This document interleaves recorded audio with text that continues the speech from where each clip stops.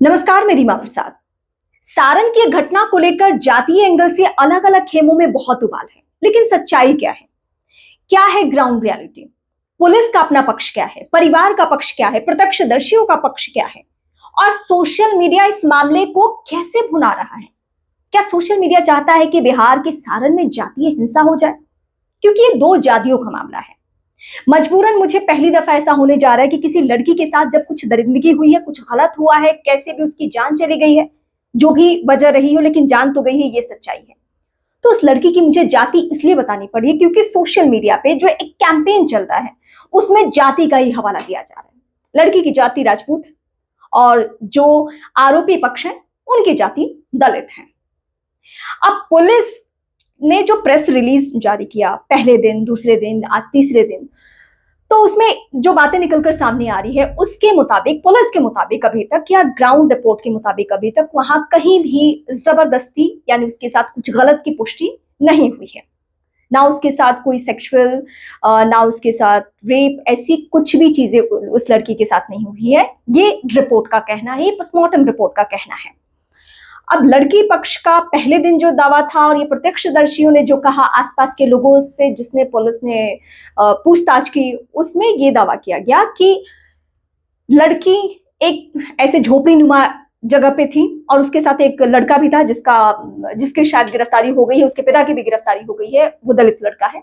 ये दोनों आपस में बातचीत कर रहे थे और ये माँ को नागवारा गुजरा और फिर उसने पास के किसी पड़ोस के पहले महिला को फोन किया कि मेरी बेटी आपके पास है क्या? उसने बताया कि नहीं, इधर तो नहीं है। जब वो दौड़ते भागते आई तो देखा कि वो लड़का लड़की एक जगह पे बैठे हुए हैं या बात कर रहे हैं, जो भी कर रहे थे, मतलब जो अभी तक बातें निकलकर सामने आई है। उसके बाद उस महिला का, यानी जो पड़ोस की महिला है, वो बताती है कि लड़की को उसकी माँ ने मारना शुरू किया, लड़के को भी 2-4 थप्पड़ दिए गए, बाद में वो लड़का भाग गया वहां से। और फिर अब लड़की की जान कैसे गई, कुएं में कैसे गिरी, किसी ने धक्का दिया, मारा, खुद गिरी, किसी आरोपी ने उससे धक्का दे दिया, क्या हुआ ये किसी ने नहीं देखा है। सीधे तब पता चला जब शोर मचा कि लड़की कुएं में गिर गई है। उसके बाद जब निकाला गया और पोस्टमार्टम रिपोर्ट में भी ये कहना है कि दम घुटने से उसकी जान गई है।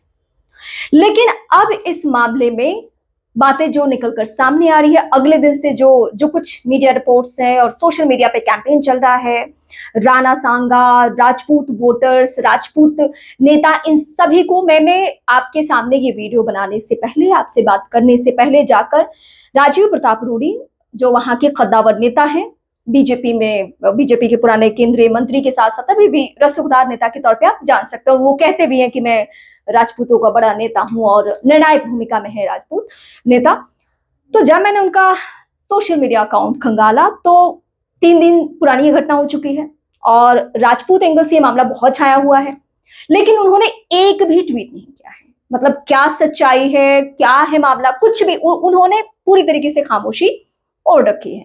लेकिन इसके अलावा जो वहां के और स्थानीय नेता है जिनका ताल्लुक आई थिंक प्रभुनाथ सिंह के घर से है, उन सभी का बहुत अग्रेसिव स्टेटमेंट सामने आ रहे हैं। 7 दिन में के लिए चुनौती देता हूं प्रशासनिक टीमों को, अगर वो कुछ नहीं करती हैं तो हम कुछ जाकर वहां पे कर देंगे। मतलब ये पूरा का पूरा मामला जातीय एंगल का मामला हो गया। इस बात से किसी को फर्क ही नहीं पड़ा कि उस लड़की के साथ क्या हुआ है, उस लड़की के साथ क्या गलत हुआ है, नहीं हुआ है, क्या सच्चाई है। लेकिन हाँ, सोशल मीडिया पे इस घटना को लेकर वही लोग सबसे ज्यादा जातीय एंगल से बात कर रहे हैं जिन्होंने यूजीसी के बहाने बीजेपी को, मोदी जी को सवालों के घेरे में लेना चाहा, या ये दिखाने की कोशिश की कि हाँ देखिए सवर्णों की स्थिति इस देश में कितनी खराब हो गई है।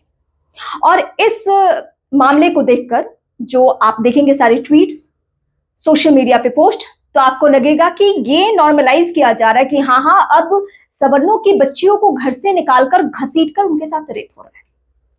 मैं आपसे पूछना चाहती हूँ, क्या इस देश में, इस देश को छोड़िए, मैं सिर्फ फोकस बिहार पे करती हूँ और बिहार में भी सारण पे ही फोकस करती हूँ। उन तीनों ही जिलों से मेरा ताल्लुक है, छपरा, सीवान, गोपालगंज। मतलब कम से कम वहां की जातीय सोच को, वहां के जातीय माहौल को, वहां की भौगोलिक स्थिति को, अगर आप वहां से नहीं है तो शायद मैं आपसे बेहतर जानती हूं। तो ये किसी भी सूरत में गले से नीचे उतरने वाली बात नहीं है कि ऐसा भी माहौल नहीं हो गया है कि दलित किसी राजपूत घर की लड़की को खींच कर लाकर रेप कर दे, वो भी गैंग रेप। आपको लगता है कि ये संभव है? मुझे तो उन लोगों से हमदर्दी है कि जो लोग जातीय एंगल दे रहे हैं। लेकिन आप देखिए जरा कि एक तस्वीर सामने आई जिसमें पीड़िता की माँ, मतलब जिस लड़की की डेथ हो गई है उसकी माँ, उसकी एक छोटी बहन, उसका भाई और पड़ोस का या पता नहीं उसके घर का कोई सदस्य, ये 3 लोग तस्वीर में दिख रहे हैं। इसके अलावा आस पड़ोस के कोई लोग नहीं। वो माँ जिसकी बातें सुनकर, उसका हुलिया देखकर ऐसा लग रहा है कि वो कितने गरीब होंगे, मतलब किसी ने उनकी सुध लेने की कोशिश नहीं की होगी। उसके पति बाहर रहकर काम करते हैं। लेकिन इस मामले में क्योंकि जातीय एंगल देना, किसी की मंशा ये नहीं है कि लड़की को इंसाफ मिले, किसी की मंशा मुझे नहीं दिख रही। किसी का फोकस ये नहीं है कि उस लड़की के साथ क्या हुआ है, वो कुएं में कैसे गिरी, किसी ने धक्का दिया क्या, किसने धक्का दिया, घर के सदस्यों ने, बाहरी लोगों ने, आरोपी ने, किसने धक्का दिया, ये पता चले। सबका फोकस ये है कि इस बहाने हम मोदी सरकार को सवालों के घेरे में लाए और हम दिखाएं कि देखो ऐसे होता है। लेकिन कड़वी सच्चाई ये है कि जैसा एक परसेप्शन डेवलप करने की कोशिश की जा रही है वैसा होता नहीं है। अब जातीय मामला कैसे काम करता है, मैं नीट केस का उदाहरण आपको देने जा रही हूँ।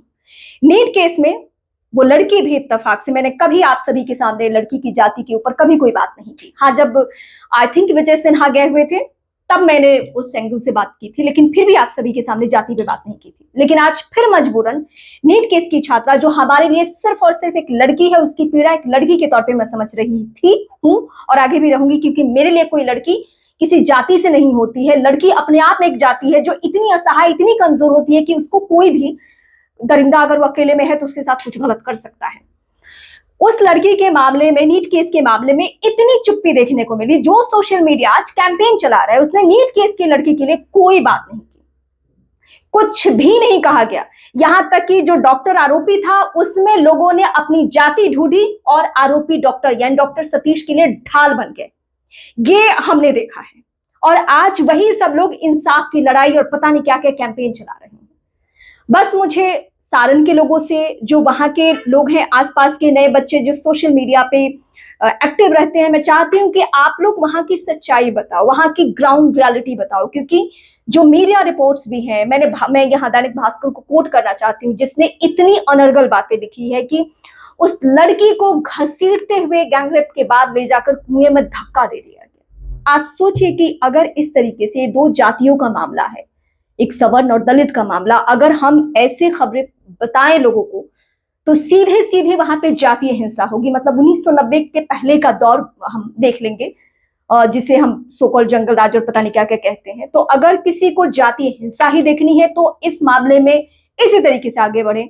अगर चाहते हैं कि सच्चाई क्या है तो प्रशासनिक टीमों पर प्रेशर बनाए। जिस तरीके से हमने नीट केस में सवाल पूछे और सवाल लगातार उठाते रहे, सारण की इस बच्ची के लिए, इस निर्धन परिवार के लिए, इस गरीब परिवार के लिए, जिसकी कुछ लोगों ने जाति ढूंढी, लेकिन मैंने उनके घर परिवार की स्थिति देखकर उनमें सबसे ज्यादा तो मुझे गरीबी दिखी कि ये परिवार कितना लाचार है। उस परिवार के बारे में सोच कर देखिए कि जिसके घर की बेटी की जान ऐसी परिस्थितियों में चली गई है, जिसके बारे में कुछ भी पता नहीं चल पा रहे, उस परिवार का जीना वहां पे किस तरीके से लोग दूभर कर देंगे। क्योंकि वो कोई मेट्रो शहर में नहीं रहते, वो सारण के एक छोटे से जगह पे रहते हैं।